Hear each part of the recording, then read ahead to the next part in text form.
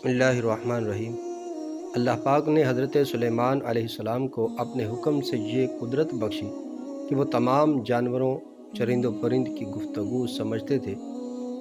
ایک بار ایسا ہوا کہ حضرت سلیمان علیہ السلام نہر کے کنارے بیٹھے ہوئے تھے کہ ان کی نگاہ ایک چیونٹی پر پڑی جو گیہوں کا ایک دانہ لے کر نہر کی طرف جا رہی تھی۔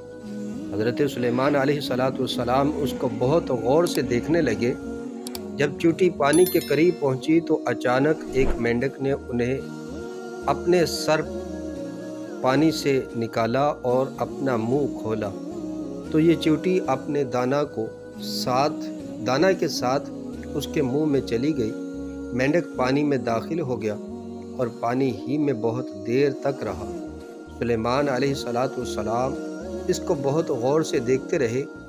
ذرا ہی دیر میں مینڈک پانی سے نکلا اور اپنا منہ کھولا تو چیونٹی باہر نکلی، البتہ اس کے ساتھ دانہ نہ تھا۔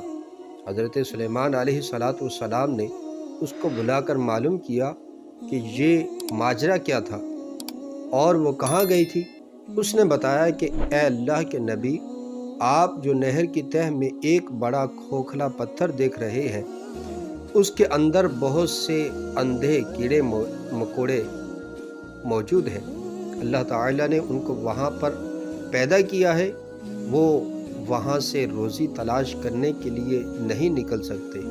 اللہ تعالیٰ نے مجھے اس کی روزی کا وکیل بنایا ہے، میں اس کی روزی کو اٹھا کر لے جاتی ہوں، اور اللہ نے اس مینڈک کو میرے لیے مسخر کیا ہے تاکہ وہ مجھے لے کر جائے۔ اس کے منہ میں ہونے کی وجہ سے پانی مجھے نقصان نہیں پہنچاتا۔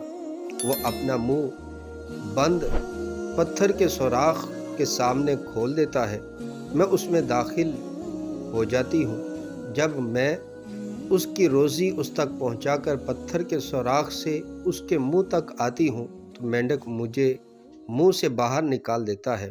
حضرت سلیمان علیہ السلام نے کہا، کیا تو نے ان کیڑوں کی کسی تسبیح کو سنا؟